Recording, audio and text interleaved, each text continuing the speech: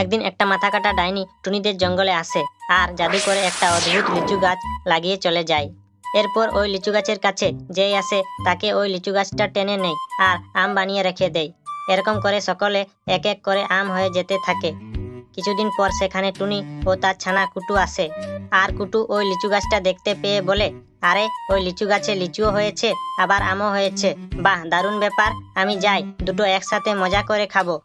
এই বলে কুটুও ওই লিচু গাছটার কাছে চলে যায় আর দেখা যায় কুটুকেও লিচু গাছটা টেনে নেয় আর আম বানিয়ে রেখে দেয়।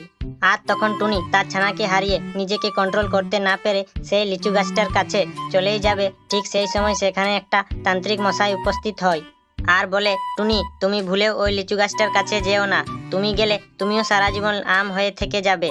এখন তুমি তোমার ছানা ও বাকি বন্ধুদের ফিরে আনতে পারবে, তবে তার জন্য এই ভিডিওটি সকলে লাইক করে চ্যানেলটি সাবস্ক্রাইব করতে হবে। তুমি তোমার ছানা ও বাকি বন্ধুদের ফিরে আনতে পারবে, তবে তার জন্য এই ভিডিওটি সকলে লাইক করে চ্যানেলটি সাবস্ক্রাইব করতে হবে।